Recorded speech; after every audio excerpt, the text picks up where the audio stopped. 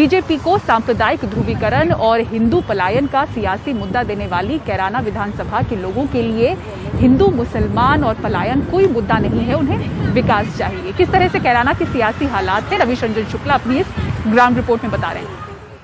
कैराना हिंदू व्यापारियों के पलायन के लिए जिम्मेदार अपराधियों को और पेशेवर हिस्ट्री सीटर को अपना कैंडिडेट बना करके समाजवादी पार्टी ने अपने वास्तविक चरित्र को एक बार फिर से प्रदेश के सामने, देश के सामने प्रस्तुत कर दिया है। समाजवादी पार्टी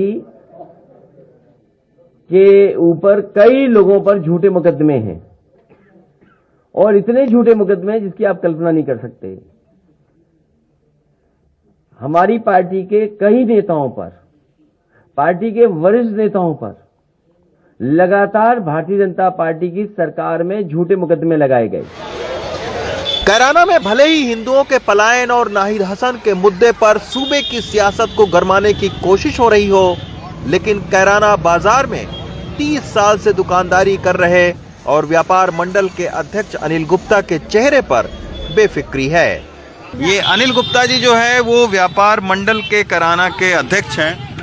आप देख सकते हैं योगी जी के साथ में भी इनकी तस्वीर है, हरीश रावत के साथ में भी तस्वीर है, राज बब्बर के साथ में तस्वीर है और नॉन पॉलिटिकल शख्सियत हैं। 30 साल से कैराना के इसी जगह पर अनिल गुप्ता जी व्यापार कर रहे हैं। अनिल जी नमस्कार। नमस्कार जी।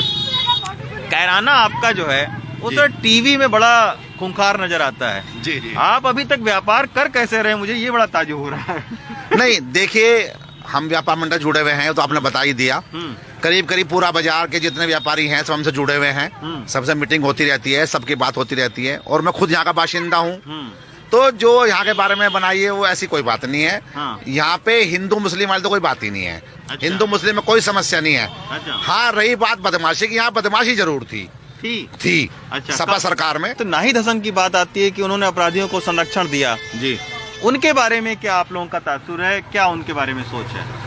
नहीं देखिए, ऐसा तो मुझे लगता नहीं है क्योंकि मैं यहाँ कैराना में रहता हूँ 30 साल से। यहाँ के बड़े माननीय विधायक जी हमारे भाई, देखे मैं तो, मुझे तो कोई ऐसी बात लगती नहीं, बल्कि मैं तो ये कहूंगा कि अगर आज कैराना में शांति है तो कहीं ना कहीं उनका भी मौन एक तरह से मतलब उसमें योगदान है। क्योंकि हाँ, क्योंकि अगर वे चाहें तो झगड़ा नहीं हो सकता। अगर किसी शहर का विधायक चाहे तो झगड़ा करा सकता है, झगड़ा हो सकता है।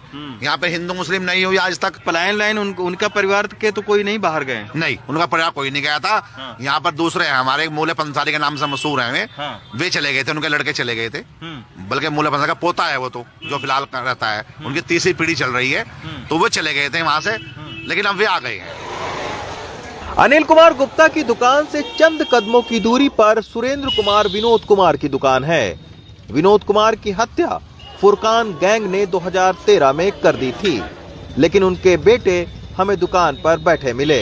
पिछले साल जब योगी आदित्यनाथ आए थे तो इन्हीं के परिवार से उन्होंने बातचीत भी की थी, मिले भी थे, लेकिन इनके परिवार से किसी ने पलायन नहीं की। हालांकि आज की तारीख में ये मीडिया से भी इनके परिवार ने दूरी बना रखी है और कोई भी मीडिया के साथ में बातचीत नहीं करता है। अब हम आपको लेकर चलते हैं कायस्थबाड़ा के उस इलाके में जहां से पलायन की खबरें 2014 में पहली बार उठी। पुनीत गोयल है हमारे साथ में, ये लोकल रिपोर्टर हैं कैराना के, और इन्होंने ही सबसे पहले खबर जो है ये लिखी थी। पुनीत, उस वक्त क्या था, अभी क्या है? उस वक्त समाजवादी की पार्टी थी, लैंड लॉर्ड पर काफी कंट्रोल नहीं था, और गुंडागर्दी बहुत ज्यादा थी। गुंडों का आतंक इतना था कि सरेआम कैराना के व्यापारियों को गोली मारकर उनकी हत्या कर दी गई थी। कैराना के व्यापारियों में उस दौरान इतनी दहशत हो गई कि उन्हें यहाँ मजबूरन प्लान करना पड़ा। अच्छा। यहाँ कैराना में हिंदू मुस्लिम की कोई ऐसी बात नहीं है, बहुत प्रेम है आपस में, ना कोई ऐसी बात है, केवल गुंडों का रास्ता। जब मुद्दा है नहीं, प्लान का मुद्दा है नहीं जब। अच्छा जी, कोई मुद्दा नहीं है? नहीं कोई मुद्दा नहीं है प्लान का। तो फिर ये लगातार टीवी में लगातार नेता, बड़े बड़े मुख्यमंत्री हमारे कई बार भाषणों में बोल चुके हैं पलायन पलायन पलायन। नहीं, पलायन हुआ था, पहले हुआ था पलायन, रोजगार की वजह से पलायन हुआ था। हाँ, कोई बाहर गया तो उसको दिखा दिया पलायन हो गया, में ही? मार्केट में अगर आप दुकानें गिनो, अगर 20 दुकानें नजर आएंगी, 10 हिंदुओं की हैं, 10 मुसलमानों की, जहाँ पे खड़े हैं। और पलायन यहाँ पे कुछ नहीं हुआ। ये तो उन लोगों के मकानों में यहाँ जगह कम थी। मकान जो 10 लाख का बिकना था वो 40 लाख का बिका। अपनी जमीनों के पास जाकर उन्होंने मकान बना लिए। उनके घरों में 10-10 भैंसें गाय थी, वो जगह नहीं थी यहाँ पे। मुद्दा तो पलायन का ये है, यहाँ पे कारोबार नहीं है। कम से कम 5000 आदमी रोज पानी बच जाते हैं यहाँ से।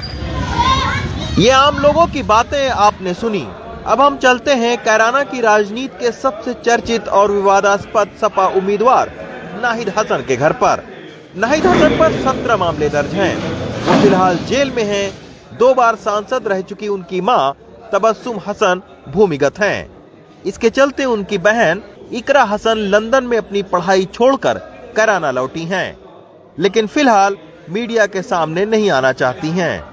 कोई केस नहीं था। ना 2014 में था, ना 15 में था, ना 16 में था, ना 17 में था।